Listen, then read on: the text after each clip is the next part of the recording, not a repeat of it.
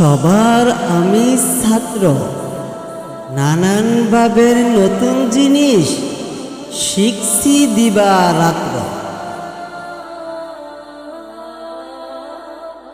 ছাত্রদের অলসতা ত্যাগ করে পরিশ্রমী হতে হবে। দেখা যায় অনেক মেধাবী ছাত্রও অলসতার কারণে পরীক্ষায় ভালো ফল করতে ব্যর্থ হয়। আবার অনেক কম মেধার ছাত্র শুধু অধ্যবসায় ও পরিশ্রম দ্বারা আশাতীত সাফল্য অর্জন করে চমক সৃষ্টি করে। তাই ছাত্র জীবনে অধ্যবসায়ের গুরুত্ব অপরিসীম।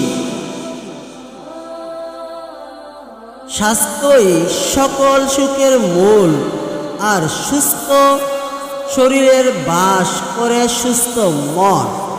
শরীর সুস্থ না থাকলে নিয়মিত লেখাপড়া হয় না। তাই শারীরিক ও মানসিক সুস্থতার জন্য ছাত্রদের নিয়মিত খেলাধুলা ও ব্যায়াম করা খুব জরুরি। ছাত্রদের লেখাপড়ার পাশাপাশি অন্যান্য সহ শিক্ষা কার্যক্রমেও অংশগ্রহণ করা প্রয়োজন।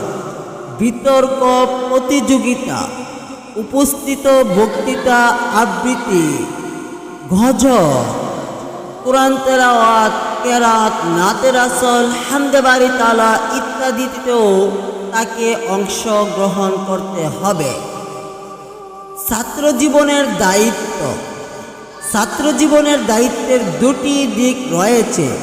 একটি হচ্ছে নিজেকে যোগ্য করে গড়ে তোলা, অপরটি হচ্ছে দেশ ও জাতির জন্য নিজেকে প্রস্তুত করা। নিজেকে যোগ্য করে তোলার দায়িত্ব যথাযথভাবে পালন করতে পারলেই ব্যক্তি ও জাতি উভয়েরই কল্যাণ হয়।